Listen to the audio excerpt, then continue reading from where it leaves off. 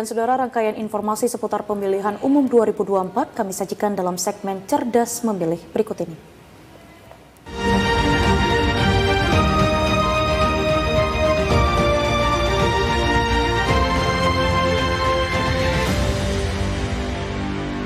Dan saudara, sementara itu Komisioner KPU RI Betty Epsilon Idrus mengatakan batas maksimal jumlah pemilih di TPS untuk pemilu 2024 sebanyak 300 pemilih.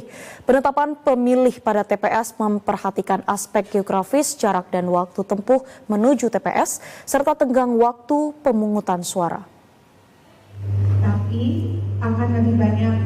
KPU Provinsi Kepulauan Riau menggelar rapat koordinasi pemetaan TPS untuk penyusunan daftar pemilih pemilu 2024. Hal ini menyusul perubahan kebijakan dalam penetapan batas maksimal jumlah pemilih di TPS.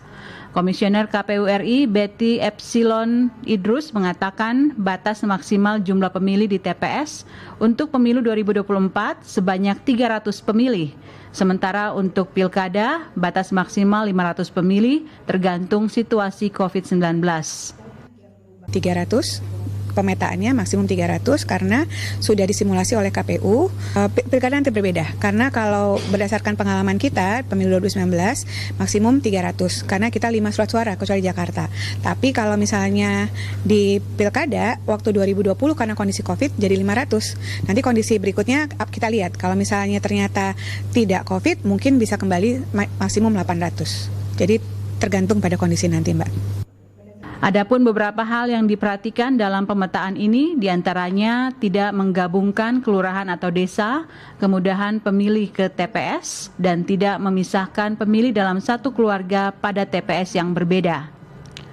Selain itu, penetapan pemilih pada TPS juga memperhatikan aspek geografis, jarak dan waktu menuju TPS, serta tenggang waktu pemungutan suara.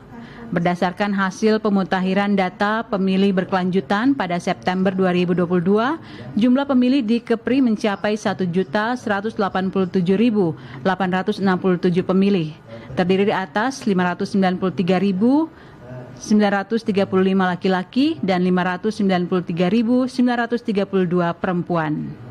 Tugas-tugas di bidang data.